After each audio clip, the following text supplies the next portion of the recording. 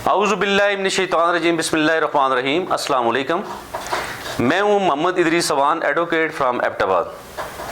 आज जिस टॉपिक पे बात करूँगा वो है औरतों का तालीम हासिल करने का हक़। वैसे अगर हम देखें तो दीन इस्लाम ने औरतों और मर्दों को बराबरी की सतह पर तालीम हासिल करने का हक़ दिया है।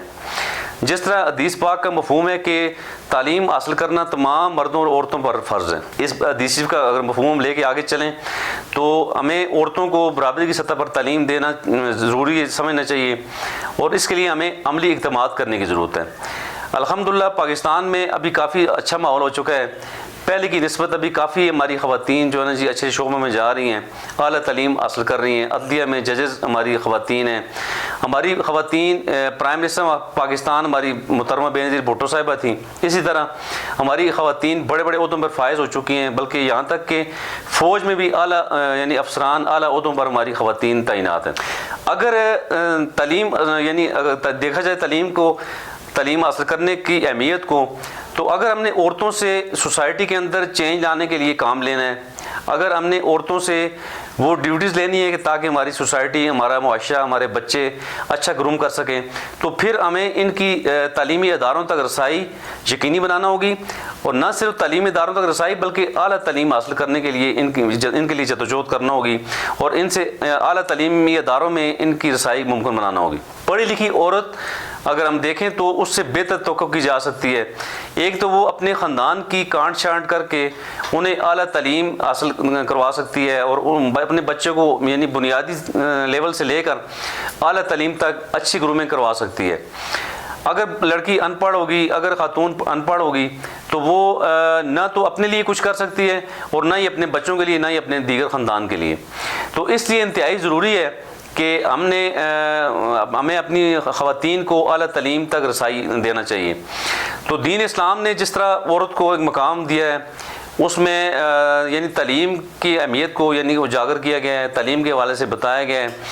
और ये समझ लें कि तालीम रोशनी है और जहालत अंधेरा। इसी तरह अगर हम आगे चलकर अगर देखें हम कि आईने पाकिस्तान की अगर हम बात करें तो आईने पाकिस्तान में यानी कि ख़वातीन और मर्दों को बराबरी की सतह पर तालीम हासिल करने का हक़ दिया गया है।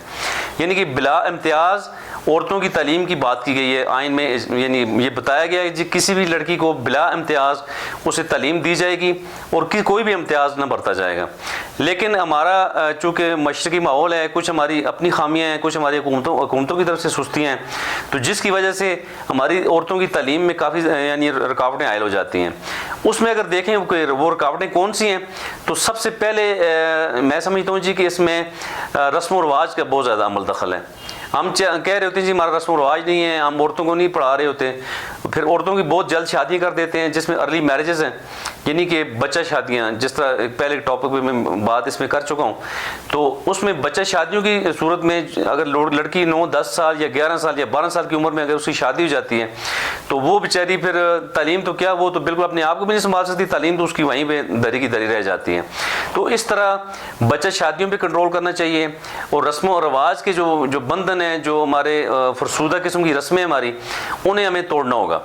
इसके अलावा और कुछ वजूहात में जिनमें स्कूलों से तवील फासले यानी स्कूलों का बहुत दूर होना, वीरान जगहों पे स्कूलों का होना, तो इससे वालिदैन ये सोच रहे होते हैं कि हमारी बच्चियाँ महफूज नहीं हैं, तो ये भी वजह है बच्चियों की तालीम में रुकावट की। इसके अलावा स्कूलों की खस्ता हालत होना, यानी कि स्कूलों में टूटे फूटे फर्नीचर, स्कूलों का गंदा माहौल, दरवाज़ों का ना होना, खिड़कियों का ना होना या बाउंड्री वॉल्स का ना होना, इसी तरह प्रॉपर वॉशरूम वगैरह जिन स्कूलों में नहीं होते, तो वो भी एक बहुत बड़ी रुकावट है। लोग अपनी बच्चियों को नहीं भेज रहे होते। बच्चों की थोड़ी अलग बात होती है, लेकिन बच्चियों के हवाले से ज़्यादातर अवाम जो है ना जी ज़्यादा लोग एहसास होते हैं, उन्हें ये खदशा होता है कि हमारी बच्ची के साथ कोई ऐसा वाक़या ना हो जाए। तो ये भी चंद वजूहात हैं जिनकी वजह से बच्चियों की तालीम में रुकावट आ जाती है और उसको हम इस बात से, इतनी इंपॉर्टेंट बात से हम महरूम हो जाते हैं कि हम इतनी इंपॉर्टेंट जो हमारा पोर्शन है बच्चियों की तालीम, उससे महरूम कर देते हैं अपनी बच्चियों को। तो इसके अलावा गैर सरकारी इदाद शुमार को अगर हम देखें तो इस वक्त 25 मिलियन बच्चे जो है ना स्कूल नहीं जा रहे पाकिस्तान में। यानी कितनी बड़ी तादाद है 25 मिलियन बच्चों का स्कूल से बाहर होना, जिनकी एज स्कूल जाने की है और स्कूलों से बाहर हैं। कोई चाइल्ड लेबर में इन्वॉल्व हैं, कोई घरों में पड़े हैं, कुछ स्ट्रीट चिल्ड्रंस हैं। तो ये एक बहुत बड़ी यानी कि एक बहुत बड़ा एक फिगर है। और दूसरी ख़तरनाक बात यह है कि इन 25 मिलियन बच्चों में 13 मिलियन बच्चे, यानी कि लड़कों की निस्बत लड़कियां ज़्यादा घरों में बैठी हुई हैं या बच्चे चाइल्ड लेबर में इन्वॉल्व हैं, ये जो बच्चे स्कूलों से बाहर हैं, जिनकी यानी तालीम हासिल करने की उम्र है वो स्कूलों से बाहर हैं। तो ये बहुत बड़ी अलार्मिंग सिचुएशन है जिस पे कंट्रोल करने के लिए मेरा ख्याल में हमारी हुकूमतों को सर जोड़ कोशिश करनी होगी ताकि हमारी बच्चियाँ बेहतर तालीम हासिल कर सकें और आगे बढ़ते हुए मर्दों के बराबर शाना बिशाना यानी मुल्क और कौम की तरक्की के लिए खड़ी हो जाएं। तो इसी के साथ मैं आपसे चाहूँगा इजाज़त। आपका बहुत बहुत शुक्रिया।